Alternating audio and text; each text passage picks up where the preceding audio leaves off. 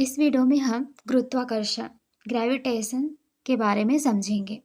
चलिए स्टार्ट करते हैं। ग्रेविटेशन ब्रह्मांड में स्थित सभी द्रव्यमान युक्त पिंड एक दूसरे को अपनी ओर आकर्षित करते हैं। अपने द्रव्यमान के कारण इन पिंडों द्वारा अन्य पिंडों पर आरोपित यही जो आकर्षण है, यही जो अट्रैक्शन है, ये क्या कहलाता है? ग्रेविटेशनल फोर्स कहलाता है। तथा पिंडों की यह प्रवृत्ति गुरुत्वाकर्षण कहलाती है। ठीक है, एक आकर्षण काम कर रहे हैं तो आकर्षण कैसे होगा? उस पर एक फोर्स लग रही है, हर एक पिंड का दूसरे पिंड पर एक फोर्स लग रहा है, एक आकर्षण उत्पन्न हो रहा है, तो वो क्या कहलाता है? ग्रेविटेशनल फोर्स कहलाता है। और यही जो पिंड की प्रवृत्ति है, इसको नेचर जो है वो है ग्रेविटेशनल, गुरुत्वाकर्षण।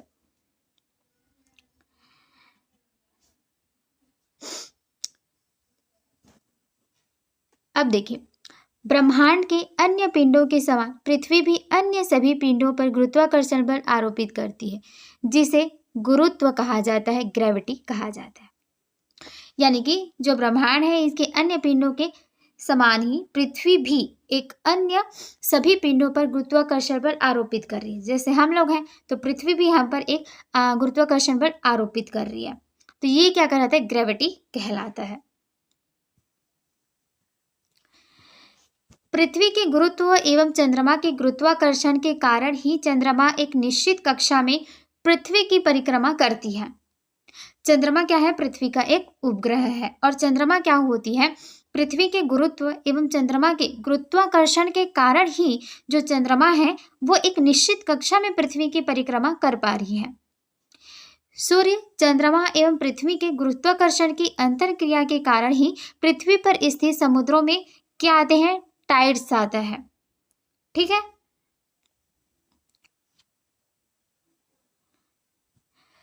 किसी वस्तु का वह केंद्र जहां वस्तु का संपूर्ण भार कार्य करता है और जहां से जाने वाली ऊर्ध्वाधर रेखा उसके तल से होकर गुजरती है, वो क्या कहलाता है? सेंटर ऑफ ग्रेविटी कहलाता है। गुरुत्व केंद्र समझ में आए कि किसी वस्तु का ऐसा केंद्र जहां उस वस्तु का संपूर्ण भार कार्य करता है और जहां से जाने वाली ऊर्ध्वाधर रेखा उसके तल से होकर गुजरती है, वहीं पर क्या होता है? ग्रेविटी, गुरुत्व केंद्र, सेंटर ऑफ ग्रेविटी होता है। जैसे पीसा की झुकी हुई मीनार, आप देखेंगे कि पीसा की मीनार जो है वो थोड़ी झुकी हुई है, फिर भी वो गिर क्यों नहीं रही है? तो वही कारण है, यहाँ पर सेंटर ऑफ ग्रेविटी के कारण गुरुत्व केंद्र का ही वहाँ पर यूज किया गया है, और जिसके कारण जो पीसा की झुकी हुई मीनार है वो गिरती नहीं है, वो थोड़ी सी झुकी फिर भी बैलेंस्ड कंडीशन में वो है। न्यूटन का गुरुत्वाकर्षण नियम, न्यूटन्स लॉ ऑफ ग्रेविटेशन। किन्हीं दो पिंडों के मध्य प्रभावी आकर्षण बल उन दोनों पिंडों के द्रव्यमानों के गुणनफल के समानुपाती होता है, और फिर उनके जो दो पिंड हैं उनके बीच की जो दूरी है उसके वर्ग के व्युत्क्रमानुपाती होता है। समझिए, यहाँ पर फॉर्मूला देखिए, ये क्या है? फोर्स है, गुरुत्वाकर्षण बल कह सकते हैं। ये दो वस्तु है, दो पिंड हैं जिनका द्रव्यमान है, एक का है m1 और दूसरे का है m2। तो इन जो दो पिंड है इनके द्रव्यमान के गुणनफल और इनके बीच की दूरी मान लो r है, तो इनके बीच की दूरी के स्क्वायर के व्युत्क्रमानुपाती क्या होता है? गुरुत्वाकर्षण फोर्स होता है। और एक यहाँ पर कांस्टेंट होता है, यूनिवर्सल ग्रेविटेशनल कांस्टेंट, वो क्या है? g है। और इसी g की जो वैल्यू है वो याद रखिएगा, क्या है? 6.67 इंटू 10⁻⁻11 न्यूटन मीटर का स्क्वायर डिवाइड बाय किलोग्राम का स्क्वायर। कैसे यूनिट निकाल सकते हैं आप? अब देखिए, इसको ट्रांसफर करिए, f के साथ अगर आप ट्रांसफर करेंगे तो r का स्क्वायर हो जाएगा, डिवाइड बाय क्या हो जाएगा? m1 m2 equal to g। हमें g की यूनिट चाहिए, g की यूनिट f में क्या होगा? न्यूटन हो गया, तो यहाँ न्यूटन आ गया।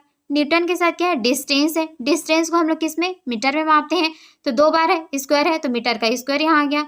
नीचे में देखिए दो पिंड है, इनका द्रव्यमान है, द्रव्यमान को किस में मापते हैं? केजी में मापते हैं, और दो द्रव्यमान है तो केजी का स्क्वायर आ गया यूनिट। तो इस तरीके से भी आप निकाल सकते हैं। और ये जो यूनिवर्सल ग्रेविटेशनल कांस्टेंट है g, इसको सर्वत्र जो संपूर्ण ब्रह्मांड में सर्वत्र नियत रहता है, कांस्टेंट रहता है। आगे है ग्रेविटेशनल एक्सेलरेशन, गुरुत्वीय त्वरण। तो पृथ्वी की ओर स्वतंत्र रूप से गिरती हुई सभी वस्तुओं में पृथ्वी के गुरुत्वीय बल के कारण एक त्वरण उत्पन्न होता है, एक एक्सेलरेशन उत्पन्न होता है। इसे ही क्या कहा जाता है? गुरुत्वीय त्वरण कहा जाता है। अब देखिए, पृथ्वी की सतह से ऊपर और नीचे की ओर जाने पर जी का मान क्या होता है?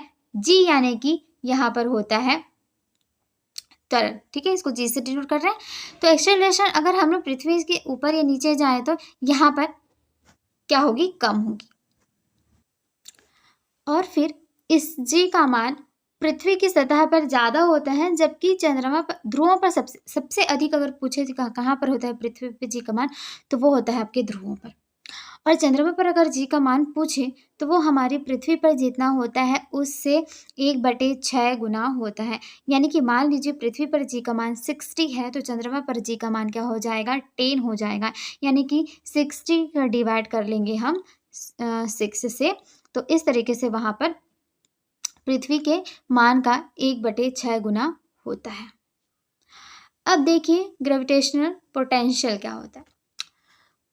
गुरुत्वीय क्षेत्र के किसी बिंदु पर गुरुत्वीय विभव कार्य की वह मात्रा है जो एकांक द्रव्यमान 1 किलोग्राम के किसी पिंड को अनंत से उस बिंदु पर लाने में करना पड़ता है।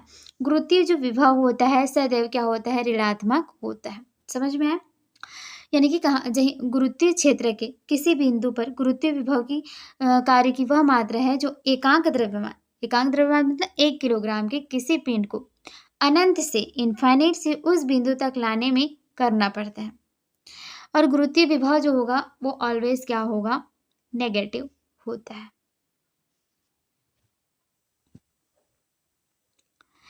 मास क्या होता है? द्रव्यमान क्या होता है? किसी पिंड में उपस्थित पदार्थ की मात्रा उस पिंड का द्रव्यमान कहलाती है।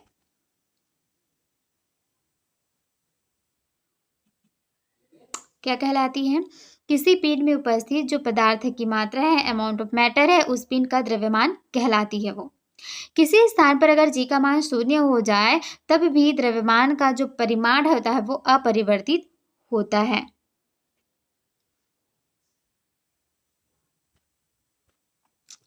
मतलब इससे क्या समझ में आया कि जो द्रव्यमान रहता है उस पर जी का कोई भी इफेक्ट नहीं पड़ता है। चाहे आप उस वस्तु को कहीं पर ले जाओ, उसका द्रव्यमान हर स्थान पर सेम रहता है। पृथ्वी पर अगर किसी चीज का द्रव्यमान m है तो वो चंद्रमा पर भी उसका द्रव्यमान m ही होगा, क्योंकि जी का उस पर कोई भी इफेक्ट नहीं पड़ रहा है। ठीक, अब समझिए वेट के बारे में। पृथ्वी द्वारा किसी वस्तु को अपने केंद्र की ओर आकर्षित करने के लिए उस पर लगाया गया गुरुत्वाकर्षण बल वस्तु का भार कहलाती है। क्या कहलाती है? पृथ्वी द्वारा किसी वस्तु को अपनी ओर आकर्षित करने के लिए उस पर जो लगाया गया गुरुत्वाकर्षण वस्तु का जो भार होता वही उसका भार कहलाता है। यानी कि बेसिकली यही बोला जा रहा है कि पृथ्वी हम पर एक गुरुत्वाकर्षण बल लगाती है और वो हमें अपनी ओर आकर्षित करने की कोशिश करती है, तो वही हमारा क्या कहलाता है? भार कहलाता है। यानी कि हमारा कोई एक द्रव्यमान है और हम पर एक गुरुत्वाकर्षण बल लग रहा है, यानी कि मल्टीप्लाई हो रहा है जी के साथ, तभी ये क्या होता है? हमें एक वेट महसूस होता है। अगर हमारा जितना वेट है उसको आप लोग गुरुत्वाकर्षण से बल से डिवाइड कर दोगे तो जो निकल के आएगा ना वो आपका क्या हो जाएगा? द्रव्यमान होगा। तो किसी स्थान पर जी का मान 0 होने पर वस्तु का जो भार होता है वो भी 0 हो जाता है। क्यों 0 हो जाता है? क्योंकि वो द्रव्यमान के साथ मल्टीप्लिकेशन में रहता है, और अगर जी 0 हो जाए तो पूरा मल्टीप्लिकेशन किसी के साथ भी उसको मल्टीप्लाई करो, 0 के साथ मल्टीप्लिकेशन 0 ही आता है।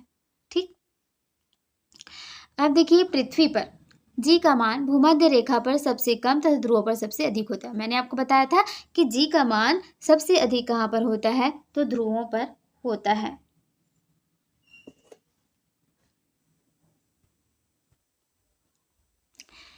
तो देखिए पृथ्वी पर जी का मान मैंने आपको बताया था कि ध्रुवों पर सबसे अधिक होता है, लेकिन भूमध्य रेखा जो होती है ना उस पर सबसे कम होता है।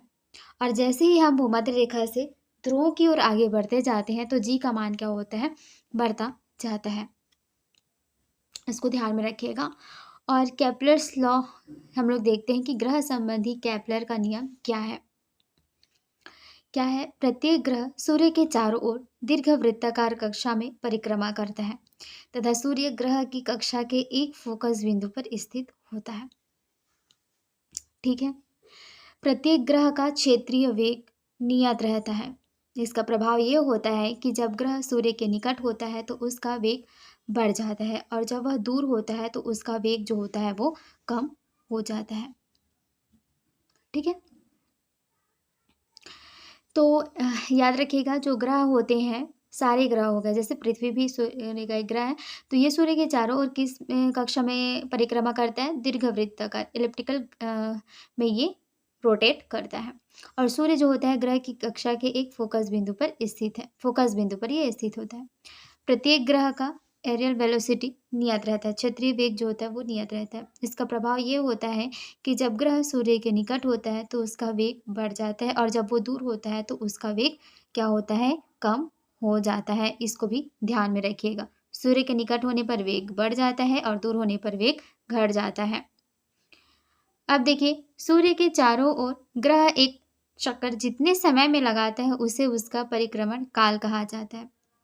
परिक्रमण काल का जो वर्ग होता है, टी ग्रह की सूर्य से औसत दूरी आर के घन के अनुक्रमानुपाती होती है। यानी कि जो टी है परिक्रमण काल है उसका स्क्वायर जो होता है वो सूर्य से उसकी औसत दूरी एवरेज डिस्टेंस के क्यूब के बराबर होता है। यानी कि क्यूब के अनुक्रमानुपाती ये होता है, तो इसको भी ध्यान में रखिएगा।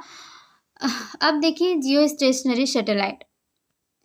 जियो स्टेशनरी सैटेलाइट क्या होता है? ऐसा उपग्रह जो पृथ्वी के अक्ष के लंबवत तल में पश्चिम से पूर्व की ओर परिक्रमा करता है। इसकी डायरेक्शन याद रखिएगा, पश्चिम से पूर्व की ओर परिक्रमा करता है, तो जिसका परिक्रमण काल पृथ्वी के परिक्रमण काल के बराबर होता है। ये क्या कहलाता है? भूस्थायी उपग्रह कहलाता है।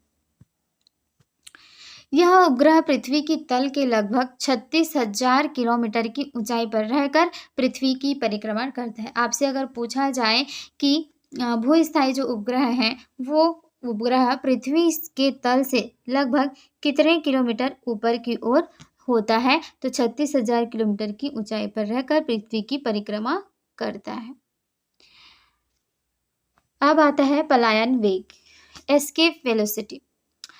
ये क्या होता है? वह न्यूनतम वेग है जिससे फेंका गया कोई पिंड पृथ्वी की गुरुत्वाकर्षण क्षेत्र से बाहर चला जाता है और पुनः लौटकर पृथ्वी पर नहीं आता। यही क्या कहलाता है? एस्केप वेलोसिटी कहलाता है। पृथ्वी तल से पलायन वेग का मान 11.2 किलोमीटर पर सेकेंड होता है, जबकि चंद्रमा पर पलायन वेग का मान 2.38 मीटर पर सेकेंड होता है।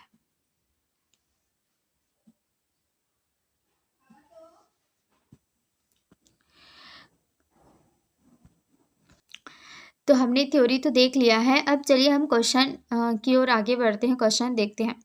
तो फर्स्ट क्वेश्चन क्या है? गुरुत्वाकर्षण के सार्वभौमिक नियम का प्रतिपादन किसने किया?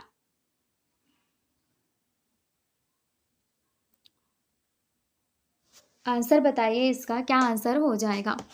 गुरुत्वाकर्षण के सार्वभौमिक नियम, इसका जो है प्रतिपादन किसके द्वारा किया गया था? तो आंसर हो जाएगा न्यूटन। न्यूटन के द्वारा इस नियम का प्रतिपादन किया गया था। ऑप्शन ए राइट है।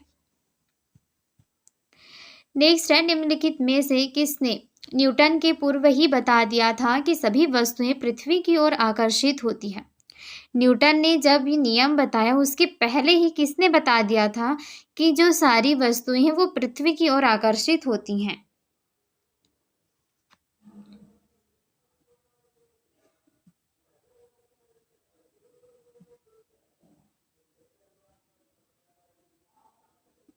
आंसर क्या हो जाएगा? ब्रह्मगुप्त। ब्रह्मगुप्त के द्वारा ही बता दिया गया था। नेक्स्ट है, द्रव्यमान युक्त कोई भी दो पिंड एक दूसरे पर आकर्षण बल लगाते हैं तो वो क्या कहलाता है?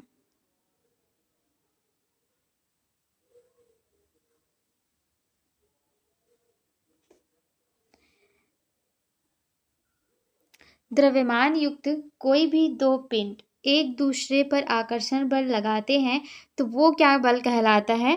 वो बल मैंने आपको बताया था कि एक पिंड दूसरे पिंड पर एक बल लगाते हैं, वो बल कहलाता है गुरुत्वाकर्षण बल, ग्रेविटेशन फोर्स कहलाता है।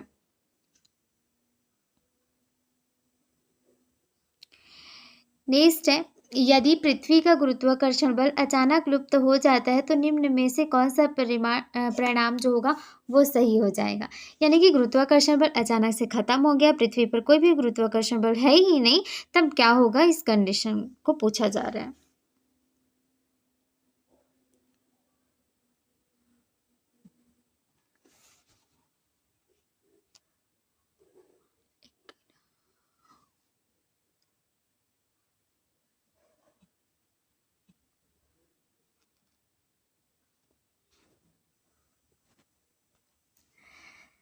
तो देखिए आंसर क्या हो जाएगा, वस्तु का भार जो है वो शून्य हो जाएगा और द्रव्यमान क्या रहेगी, वही रहेगी। मैंने आपको बताया कि द्रव्यमान जो होता है वो हर जगह पर सेम रहता है। ठीक है, ओके। नेक्स्ट है, किसी पिंड के गुरुत्वीय क्षेत्र में किसी वस्तु पर स्थित एकांक द्रव्यमान वाले पिंड पर कार्यरत बल की मात्रा क्या कहलाती है? तो किसी पिंड के गुरुत्वीय क्षेत्र में किसी बिंदु पर स्थित एकांक द्रव्यमान वाले पिंड पर कार्यरत जो बल की मात्रा होती है, वो बल की मात्रा क्या कहलाती है आपकी? वो कहलाती है गुरुत्वीय क्षेत्र की तीव्रता। गुरुत्वीय क्षेत्र की तीव्रता पृथ्वी पर कहाँ अधिकतम होगी?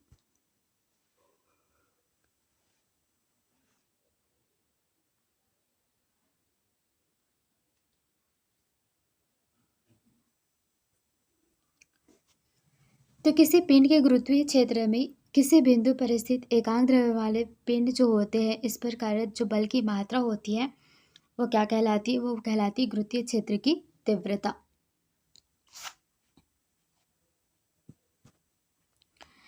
नेक्स्ट है, गुरुत्वीय क्षेत्र की तीव्रता पृथ्वी पर कहाँ पर अधिकतम होती है?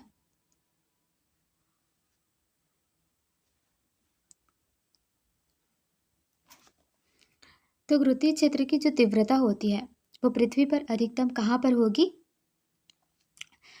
तो मैंने आपको बताया था कि सबसे कम तो होती है विषुवत रेखा पर और सबसे अधिक कहाँ पर होती है? तो वो होती है ध्रुवों पर। नेक्स्ट है, वायुमंडल पृथ्वी से जुड़ा रहता है क्यों?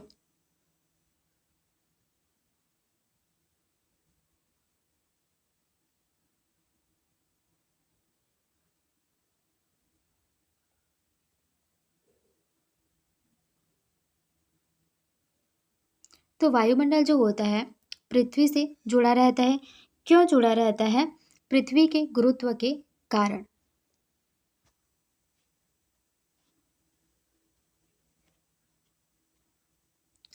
नेक्स्ट है, सार्वत्रिक गुरुत्वाकर्षण नियतांक का मान क्या होता है?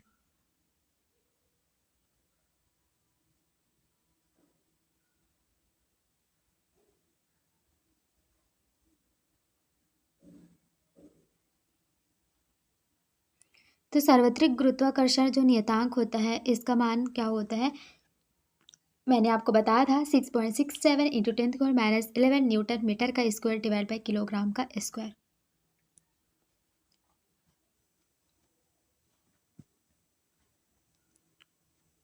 पृथ्वी के गुरुत्वाकर्षण का कितना भाग चंद्रमा के गुरुत्वाकर्षण के लगभग कितना होता है? तो मैंने आपको बताया था कि पृथ्वी पर जो गुरुत्वाकर्षण जी की वैल्यू होती है, तो जी की वैल्यू होती है वो जितनी होती है चंद्रमा पर उससे 1/6 होता है। नेक्स्ट है ग्रेविटेशनल पोटेंशियल। तो मैंने आपको ये भी बताया हुआ था कि ग्रेविटेशनल पोटेंशियल ऑलवेज और ऑलवेज क्या होता है? नेगेटिव होता है। तो क्या होगा? Option B. नेक्स्ट है ग्रेविटेशनल एक्सेलरेशन। एक्सेलरेशन का मान कितना होगा? 9.8 मीटर पर सेकेंड स्क्वायर होता है। पृथ्वी पर गुरुत्वाकर्षण त्वरण का मान कहाँ पर सर्वाधिक होता है? फिर से वही क्वेश्चन आ गया, सबसे कम पूछा जाए तो भूमध्य रेखा पर या फिर विषुवत रेखा हम कह सकते हैं, और सबसे ज़्यादा कहाँ पर होता है? ध्रुवों पर होता है। नेक्स्ट है, जब कोई वस्तु ऊपर से गिराई जाती है तो उसका भार क्या होता है?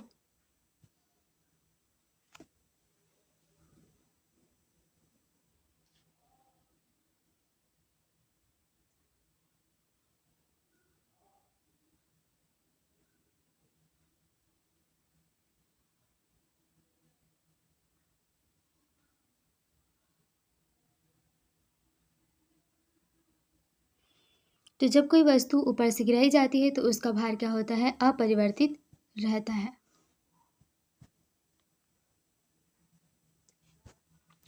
नेक्स्ट क्वेश्चन है, वायु में लोहे और लकड़ी की समान भार की गेंद की समान ऊंचाई से गिरने पर क्या होगी?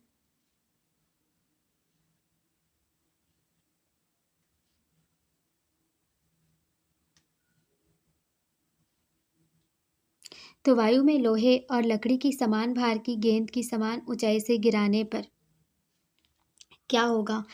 लकड़ी की गेंद बाद में गिरेगी।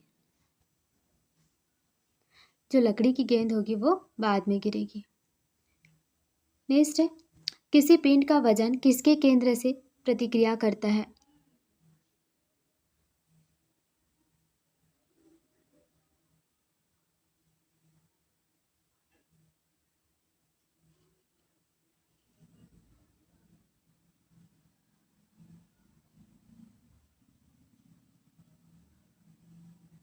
तो किसी पिंड का जो वजन होता है किसके केंद्र से प्रतिक्रिया करता है? तो वो गुरुत्वाकर्षण और द्रव्यमान, ठीक है, दोनों के केंद्र से प्रतिक्रिया करता है।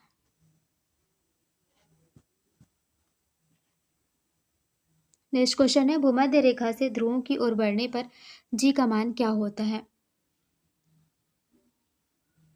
तो भूमध्य रेखा से ध्रुवों की ओर बढ़ने पर जी का जो मान होता है वो क्या होता है? बढ़ता जाता है, ठीक है, जी का मान बढ़ता है। नेक्स्ट है, पृथ्वी का पलायन वेग। पृथ्वी का पलायन वेग क्या होता है?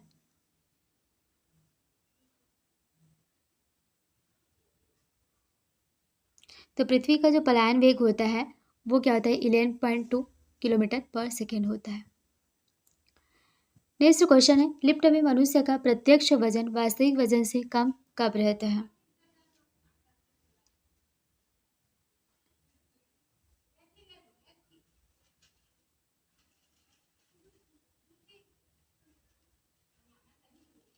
तो लिफ्ट में जो मनुष्य का जो एक्चुअल वेट होता है उस एक्चुअल वेट से कम कब महसूस करेगा वो?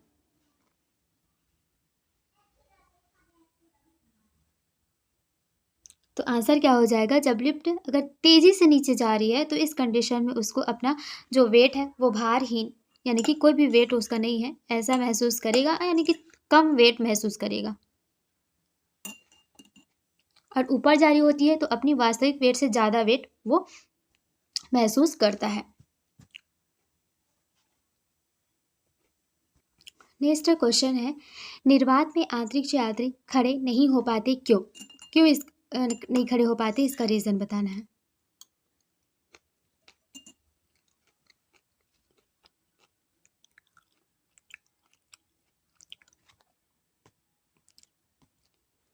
तो निर्वात में आंतरिक यात्री जो होते हैं वो खड़े नहीं हो पाते हैं क्यों? क्योंकि गुरुत्व नहीं होता है वहाँ पर। गुरुत्व नहीं होता है तो उनके गुरुत्व नहीं होने के कारण वहाँ पर एक ग्रेविटेशनल फोर्स काम नहीं करता है, जिस कारण वो खड़े नहीं हो पाते हैं।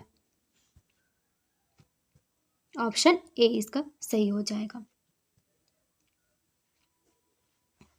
तुल्यकालिक उपग्रह के परिक्रमण की अवधि क्या होती है?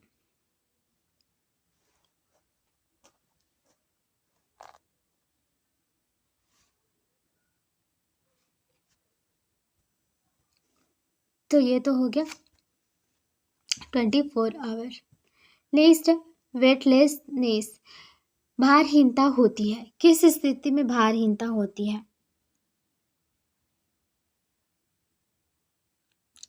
आंसर क्या हो जाएगा? ये होगा गुरुत्वाकर्षण की शून्य स्थिति। गुरुत्वाकर्षण की शून्य स्थिति में ऐसा होता है। नेक्स्ट, तुल्यकालिक उपग्रह की पृथ्वी की सतह से ऊंचाई लगभग कितनी होती है?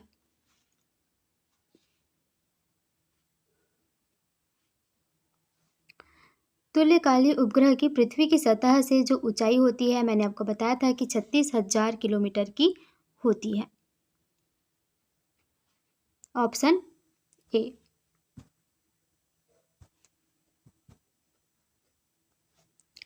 तो नेक्स्ट क्वेश्चन देखिए, जब लिफ्ट नीचे आते हैं समय रस्सी टूट जाने पर लिफ्ट नीचे गिरने लगती है, तब वस्तु का भार क्या होगा?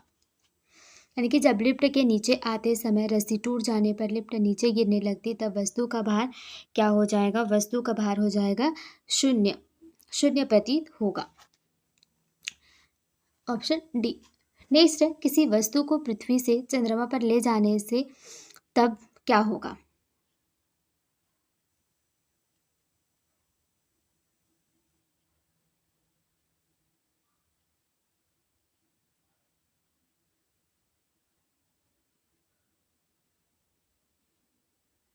आंसर क्या हो जाएगा?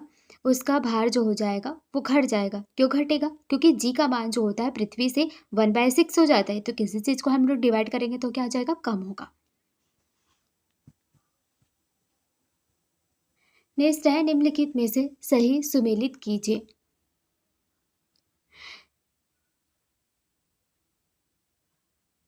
कौन से इसमें से सही तरीके से मैच्ड है?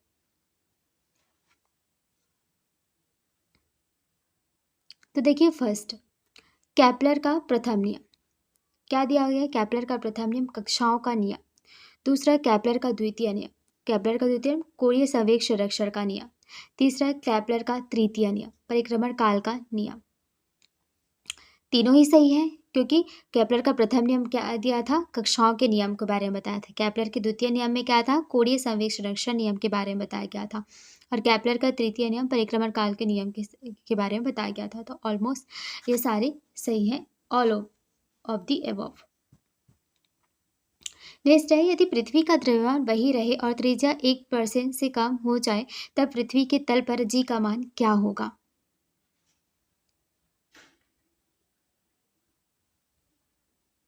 यदि पृथ्वी का द्रव्यमान वही रहे और त्रिज्या 1% से कम हो जाए, तो पृथ्वी के तल पर जो जी का मान होगा वो 2% तक बढ़ जाएगा। ठीक है,